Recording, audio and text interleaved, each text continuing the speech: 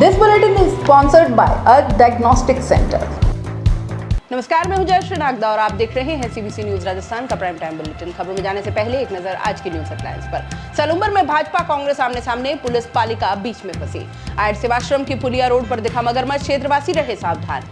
केंद्रीय रेल मंत्री से सांसद सीपी जोशी मांग रहे मालवा से मारवाड़ के लिए ट्रेन। उदयपुर में दिव्यांगों का चक दे इंडिया, राजस्थान में होगी पहली बार नेशनल व्हील चेयर क्रिकेट प्रतियोगिता। आदिवासी टैलेंटेड स्टूडेंट्स अब गाड़ेंगे शिक्षा के झंडे, उच्च शिक्षा में मदद करेगी यूनिवर्सिटी। आरती की ऐसी भक्ति कि सरकारी नौकरी छोड़ बन गई जोगन। और अब खबरें विस्तार से। सलूम्बर में इन दिनों भाजपा, कांग्रेस, पुलिस और प्रशासन सब के सब एक साथ आपस में उलझे हुए हैं और इन सब के बीच एक तरफ कांग्रेस अपनी सत्ता का उपयोग कर रही है तो विपक्ष धरने, प्रदर्शन और ज्ञापन का। मामला है लोकार्पण, शिलान्यास और शिलापट्ट लगाने या ना लगाने का। विरोध और समर्थन को लेकर सबके अपने अपने तर्क हैं, अपनी अपनी स्वतंत्रताएं हैं। कांग्रेस के नेता नगरपालिका के विकास कार्यों का लोकार्पण एवं शिलान्यास कार्यक्रम करवा रहे थे और इसी दौरान बायड़ माता मंदिर परिसर में सामुदायिक भवन लोकार्पण का कार्यक्रम था। पूर्व सांसद रघुवीर मीणा और अन्य कांग्रेसी नेता भी मौजूद थे। इस दौरान भाजपा के पूर्व पार्षद एवं ओबीसी नगर मंडल अध्यक्ष तथा बायड़ माता मंदिर समिति के सचिव रमेश उस्ता ने इस बात का विरोध जताया कि मंदिर परिसर में कोई शिलापट्ट नहीं लगाया जाए क्योंकि यह मंदिर परिसर है और इसको राजनीति से दूर ही रखा जाए। इस विरोध को लेकर मंदिर समिति कांग्रेस नेता और पुलिस के बीच बातचीत हो ही रही थी कि यूथ कांग्रेस के नेता रोहित भट्ट ने रमेश उस्ता से मारपीट कर डाली। अब मामला बिगड़ तो गया, भाजपा और हिंदू संगठनों ने इसका जमकर विरोध किया। इधर पुलिस ने कानून व्यवस्था को संभालने और लोगों का आक्रोश देखते हुए रोहित भट्ट पर कार्रवाई की तो थानाधिकारी राव अजय सिंह पर राजनीतिक प्रेशर बनने और उनके खिलाफ भी कांग्रेसियों के मुखर होने से बात बिगड़ी। इधर नगरपालिका अधिशासी अधिकारी मुकेश मोहिल ने राजकार्य में बाधा का मुकदमा रमेश उस्ता पर किया तो उससे विपक्ष में और विरोध बढ़ गया, जिसके चलते बुधवार को बायड़ माता मंदिर समिति एवं सकल हिंदू समाज के द्वारा पुलिस महानिरीक्षक के नाम उपखंड अधिकारी को ज्ञापन दिया गया और पूर्व सांसद और राष्ट्रीय कांग्रेस संचालन समिति के सदस्य रघुवीर सिंह मीणा के खिलाफ कड़ी नाराजगी जताते हुए हाय हाय के नारे लगाए गए। जानकारी के अनुसार बायड़ माता मंदिर समिति एवं सकल हिंदू समाज के तत्वाधान में जुलूस के रूप में पूर्व सांसद एवं राष्ट्रीय कांग्रेस संचालन समिति के सदस्य रघुवीर सिंह मीणा, नगरपालिका चेयरमैन प्रद्युमन कोडिया, नगरपालिका अधिशासी अधिकारी मुकेश मोहिल के खिलाफ हाय हाय के नारे लगाते हुए जुलूस उपखंड कार्यालय पहुंचा, जहां उपखंड अधिकारी सुरेंद्र बी पाटीदार को पुलिस महानिरीक्षक उदयपुर के नाम ज्ञापन देकर पूरे प्रकरण की निष्पक्ष जांच करते हुए आरोपी के खिलाफ कड़ी कार्रवाई की मांग करते हुए ज्ञापन दिया गया। साथ ही थाना अधिकारी राव अजय सिंह पर राजनीतिक दबाव न बनाने की मांग की। इधर मंदिर समिति ने नगर पालिका अधिशासी अधिकारी मुकेश मोहिल के खिलाफ बायड़ माता मंदिर परिसर में जूते पहनकर प्रवेश करने को लेकर धार्मिक आस्था को ठेस पहुंचाने का प्रयास किया। उसको लेकर अधिशासी अधिकारी के खिलाफ मामला दर्ज करने के लिए प्रार्थना पत्र दिया गया। अलौकिक, अद्भुत, अद्वितीय, विश्व की सबसे ऊंची शिव प्रतिमा विश्वास स्वरूपम का निर्माण तत्पदम उपवन द्वारा नाथद्वारा में किया गया है। 10 वर्षों के अथक परिश्रम से हजारों लोगों की मेहनत, सैकड़ों टन स्टील और कंक्रीट से निर्मित यह प्रतिमा आज पूरे विश्व में लोकप्रिय है। 250 वर्षों तक अक्षुण्ण रहने वाली यह 369 फीट ऊंची विशाल प्रतिमा न सिर्फ मनुष्य की अटूट आस्था का प्रतीक है, वरन यह उदाहरण है कि विश्वास से बढ़कर इस संसार में और कुछ नहीं।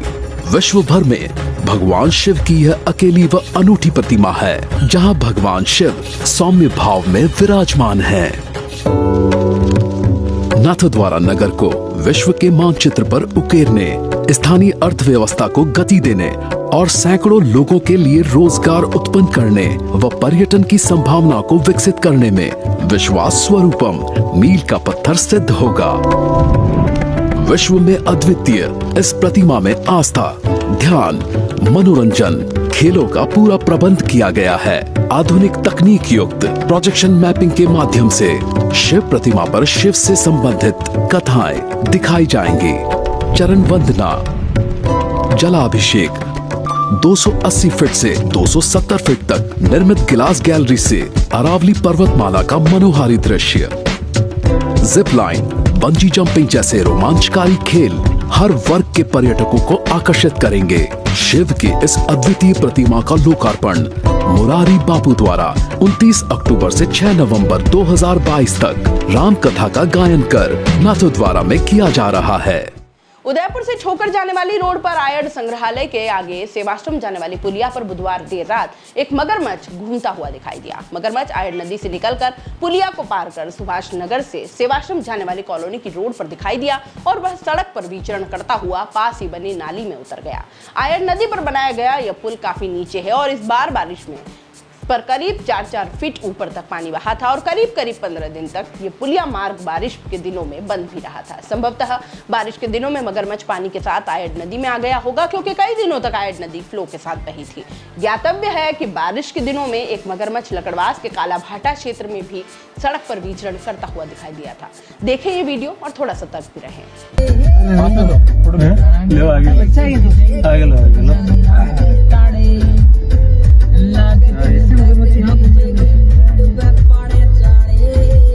लो और पास छोटा मगरमच्छ अच्छा और आगे लो और पास से देखेंगे अपन उठा में थोड़ी सकता है अरे मैं तो उधर के पास चला जाऊंगा। चलो कौन सा खा रहा है?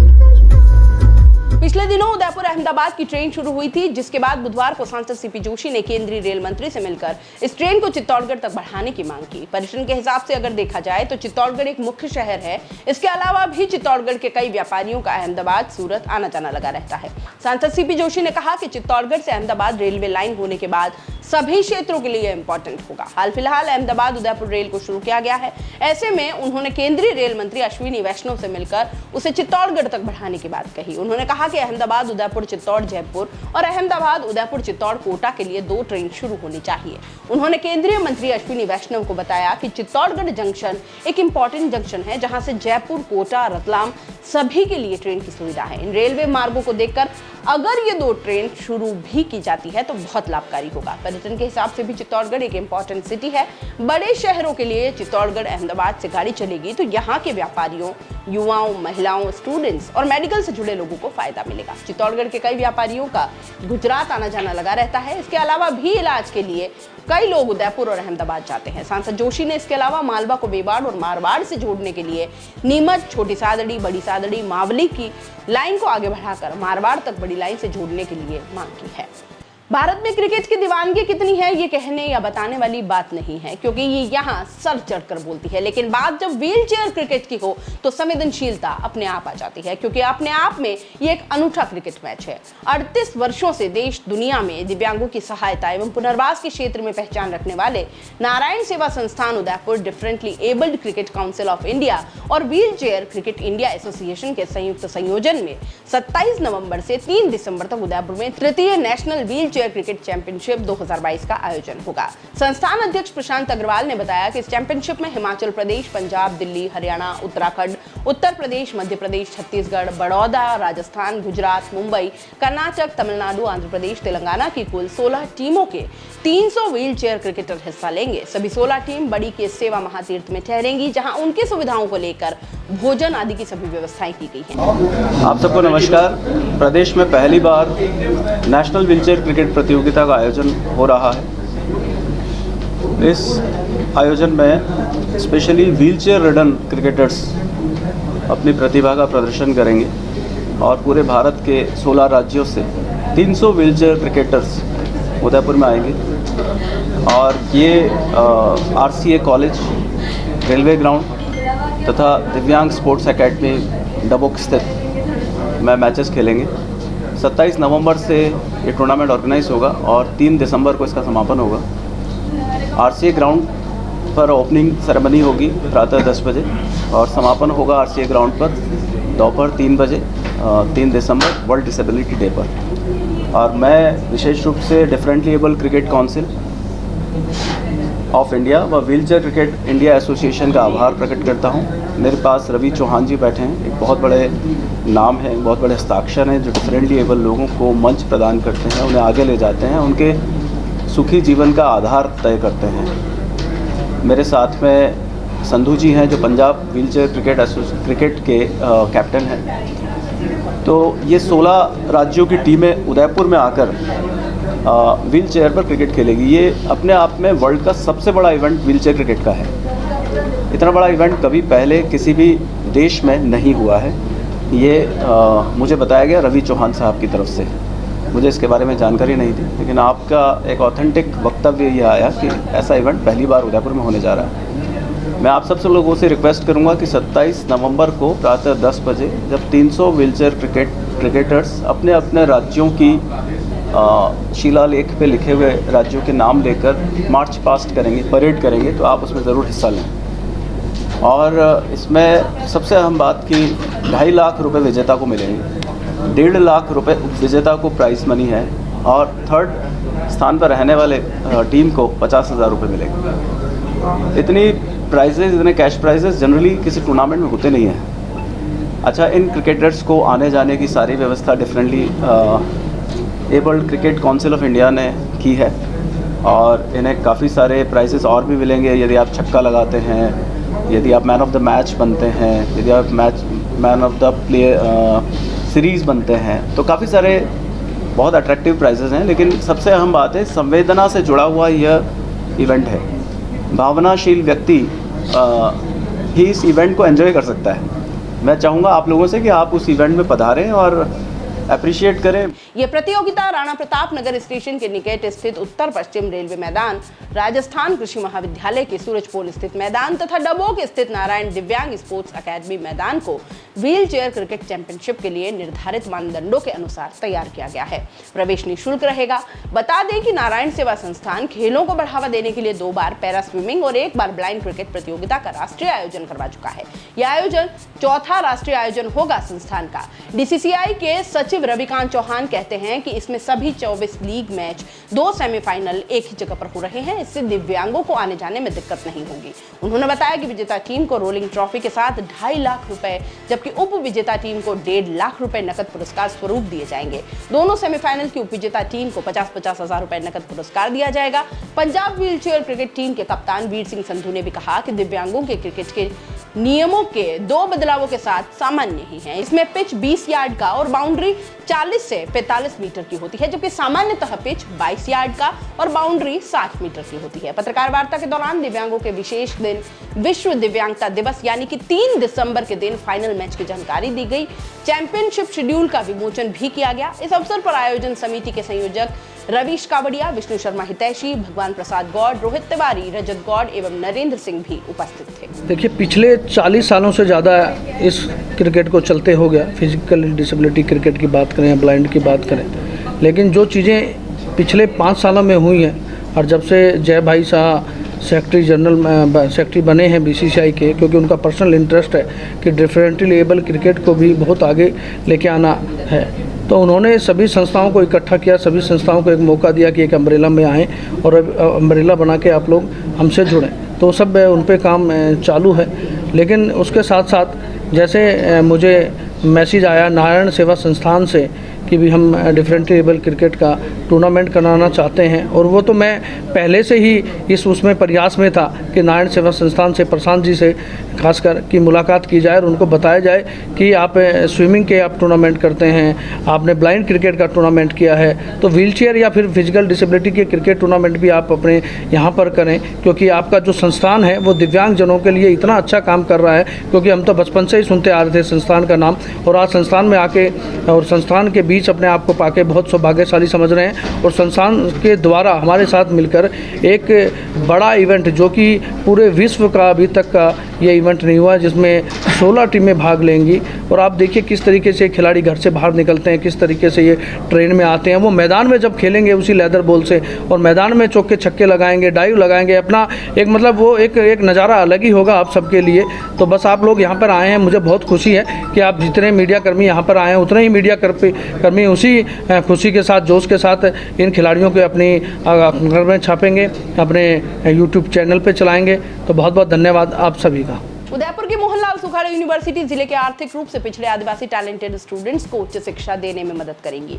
इसके लिए यूनिवर्सिटी ने अपने बोर्ड ऑफ मैनेजमेंट कमेटी में राज्य सरकार के प्रतिनिधि विधायक डॉक्टर दयाराम परमार की अध्यक्षता में कमेटी बना दी है। खास बात यह है कि यूनिवर्सिटी खेरवाड़ा से पायलट प्रोजेक्ट के तहत इसकी शुरुआत करेगी। खेरवाड़ा विधायक परमार का विधानसभा क्षेत्र है। खेरवाड़ा के बाद आबू रोड, खमनौर, गिरवा आदि क्षेत्रों से ऐसे स्टूडेंट्स को तराशा जाएगा।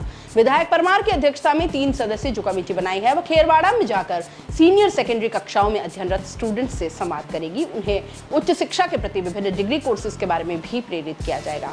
यूनिवर्सिटी कुलपति प्रोफेसर IB त्रिवेदी ने बताया कि ऐसे टैलेंटेड स्टूडेंट्स जो आर्थिक रूप से कमजोर होने से उच्च शिक्षा से पिछड़ जाते हैं, उन स्टूडेंट्स को यूनिवर्सिटी आर्थिक मदद देगी। उन्हें निःशुल्क हॉस्टल सुविधा दी जाएगी। खेल में रुचि रखने वालों को निःशुल्क स्पोर्ट्स ट्रेनिंग दी जाएगी। साथ ही राज्य सरकार की उपयोगी योजनाओं से उन्हें जोड़ा जाएगा। कुलपति ने बताया कि अगर खेरवाड़ा में हमारा यह प्लान सक्सेस होता है तो अन्य ब्लॉक में भी जल्द ही इसे लागू किया जाएगा।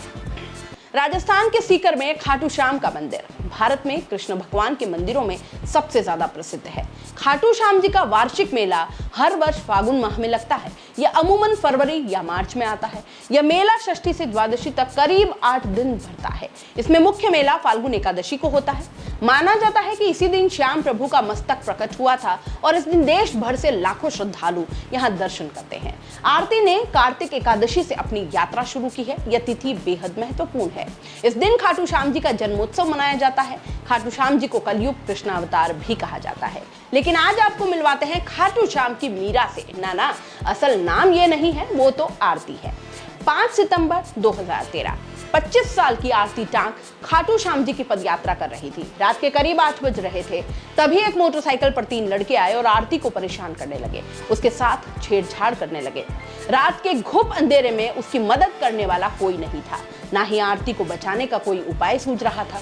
बदहवास आरती बेहद घबरा गई। सुनसान सड़क पर नजर दौड़ाई, लेकिन दूर दूर तक कोई नजर नहीं आया। तभी अचानक से एक दूध वाला गाड़ी पर आया और उसे देखकर तीनों बदमाश भाग खड़े हुए और आरती सुरक्षित धर्मशाला पहुंच गई। इस घटना ने आरती के दिल और दिमाग पर इतना गहरा असर छोड़ा कि वह तन मन धन से बाबा खाटू श्याम की भक्ति में लीन हो गई। 2015 के बाद से उसने सरकारी नौकरी छोड़कर खाटू श्याम में ही अपना डेरा डाल दिया। आज यहाँ का हर शख्स आरती को मीरा कहता है। 7 साल से वह घर नहीं गई। आरती की चर्चा आज इसलिए क्योंकि देव उठनी एकादशी को उन्होंने रिंगस से खाटू श्याम तक रोजाना पदयात्रा कर फाल्गुनी मेले की एकादशी तक बाबा श्याम को 5100 ध्वज चढ़ाने का संकल्प लिया है। वह रोजाना 17 किलोमीटर की 3 पदयात्राएं करेंगी। 34 साल की आरती ने बताया कि बाबा खाटू श्याम की आराधना करने के लिए वह रोज 70 किलो वजन उठाकर रिंगस से खाटू श्याम तक 17 किलोमीटर पैदल चलती है। आरती बाबा श्याम के धाम खाटू में रहकर भक्ति में ऐसी डूबी कि घर, परिवार, रिश्ते, नाते सब छोड़ दिए। सरकारी अस्पताल में संविदा पर नौकरी कर रही थी, वो भी छोड़ दी। न रहने का ठिकाना, न खाने पीने का। एक ही धुन है, बाबा श्याम से साक्षात मिलना है। संकल्प लेने के बाद वे एक दिन में कभी कभी रिंगस से खाटू श्याम की 3 यात्राएं भी कर लेती हैं। बाबा के आशीर्वाद से 10 साल से उनकी पदयात्रा कर रही हूँ और मालिक को ध्वजा चढ़ा रही हूँ। ये ध्वजा मुझे पहले सपने में दिखा करती थी। जीवन में कभी मैं अपने माँ बाप के साथ भी खाटू नहीं आई थी। उसके बाद ऐसा सौभाग्य प्राप्त हो गया, खाटू 1 बार 2 बार दिन में प्रतिदिन बाबा ने 3 यात्राएं कर रही। आरती बाबा श्याम की इतनी बड़ी भक्त है तो लोग भी उनका आदर करते हैं। खाटू श्याम से रिंगस तक आरती को जानने वाले लोग इनसे खाने पीने रहने का पैसा नहीं लेते। बस में सफर करती हैं तो कंडक्टर टिकट नहीं काटता। खाटू नगरी में दुकान से जरूरत का कुछ सामान खरीदती हैं तो दुकानदार पैसे नहीं लेते। आरती अजमेर की रहने वाली है। पिछले 7 साल से अपने घर नहीं गई हैं। भाई बहनों की शादी तक में भी नहीं गई हैं। खाटू में ही रहकर वे श्याम की भक्ति करती हैं और रोजाना रिंगस से खाटू श्याम तक 17 किलोमीटर की पदयात्रा कर बाबा को ध्वजा चढ़ाती हैं। कभी 21 तो कभी 51 ध्वजा लेकर वे पदयात्रा में नाचते गाते चलती हैं। रास्ते में चलते लोग भी आरती के साथ चल पड़ते हैं। खाटू श्याम के धनी बाबा श्याम के भक्त यूं तो पूरी दुनिया में हैं, लेकिन आरती की बात अलग है। आरती ने देव उठनी एकादशी पर संकल्प लिया है कि वे फाल्गुनी मेले की एकादशी तक रोजाना खाटू श्याम की पदयात्रा करेंगी और इन पदयात्राओं से 5100 ध्वज बाबा के मंदिर में चढ़ाएगी। अपना संकल्प पूरा करने के लिए आरती इन दिनों रोजाना 17 किलोमीटर की पदयात्रा करती हैं। इसके लिए उसे रोजाना रिंगस से खाटू श्याम तक 3 पदयात्रा करनी होती है। उनके इस कठिन तपस्या के कारण लोग उन्हें शाम की मीरा कहने लगे हैं। आरती के पिता राम स्वरूप टांक अजमेर जिला एवं सेशन कोर्ट में यूडीसी के पद पर कार्यरत थे। 6 साल पहले रिटायर हो चुके हैं। आरती के मां निर्मला टांक गृहिणी है। आरती की 2 बहनें हैं, दोनों की शादी हो चुकी है। उनके 3 भाई भी हैं, एक की शादी हो चुकी है और 2 अविवाहित हैं। भाई निजी कंपनियों और शादी इवेंट का कार्य करते हैं। खुद आरती एमए तक पढ़ी है। वह 2012 में जवाहरलाल नेहरू हॉस्पिटल अजमेर में संविदा पर कार्यरत थी। 2009 में पहली बार खाटू श्याम आई और इसके बाद 2013 में आई और इसी बीच उनका रुझान भक्ति भाव की तरफ हो गया। 2014 में नौकरी छोड़ बाबा श्याम की सेवा करने का मन बना लिया। बार बार खाटू श्याम धाम आने लगी और कई दिन तक यही रहने लगे। शुरुआत में तो उनके परिवार ने विरोध किया, लेकिन आरती मानी नहीं। उनके श्याम के प्रति दीवानगी देखकर परिजनों ने भी विरोध करना बंद कर दिया। अब वे कभी उनसे मिलने यहाँ आ जाते हैं। आरती 2015 के बाद से खाटू नगरी में ही रहने लगी और इसके बाद कभी अपने घर नहीं लौटी। उसका न तो तब यहाँ कोई ठिकाना था और न ही आज है। वह जिस भी धर्मशाला में जगह मिलती वहाँ ठहर जाती हैं। जो कुछ खाने को मिलता है खा लेती हैं। रोजाना सवेरे बस से खाटू से रिंगस आ जाती हैं और फिर यहाँ से पदयात्रा शुरू कर देती हैं। दिन में कभी 1 पदयात्रा तो कभी 2 पदयात्राएं कर बाबा शाम को ध्वज चढ़ाती हैं। प्राइम टाइम बुलेटिन में इतना ही। दीजिए इजाजत। नमस्कार। This bulletin is sponsored by a diagnostic center. दोस्तों, सीबीसी न्यूज आपके सहयोग से लगातार बढ़ता जा रहा है। स्वतंत्र पत्रकारिता का सहयोग करने के लिए आपका धन्यवाद। सबसे पहले तो जिन लोगों ने हमारे चैनल को सब्सक्राइब नहीं किया है तो पहले सब्सक्राइब करें, जिसका कोई शुल्क नहीं लगता और बड़ा आसान है। बस नीचे दिख रहे लाल सब्सक्राइब के बटन को दबाना है और पास में दिख रहे बेल आइकन को भी दबाना है, ताकि आपको अपने सीबीसी न्यूज के हर अपडेट्स मिल सके। हमारे इंस्टाग्राम पेज और फेसबुक पेज को भी लाइक करें, फॉलो करें। वहां पर भी आपको मिलती है तरह तरह के अपडेट्स। हम पूरे राजस्थान से आपके लिए लाते हैं वो खास खबरें जो आपके लिए जरूरी है, और वो भी पूरी बेबाकी के साथ। पत्रकारिता के इस मुश्किल दौर में आपकी आवाज जिम्मेदारों तक पहुंचाना ही हमारा लक्ष्य है, और ये आपके सहयोग के बिना संभव नहीं है। हमारा सहयोग करें, स्वतंत्र पत्रकारिता में अपना योगदान दें और ज्वाइन बटन पर जाकर सदस्यता लें, चाहे सबसे छोटी सहायता के रूप में ही क्यों ना हो। जनता की बेबाक आवाज बने रहें, उसके लिए सहयोग आपको ही करना है। सब्सक्राइब करिए और ज्वाइन बटन पर क्लिक कर सदस्यता ग्रहण कीजिए।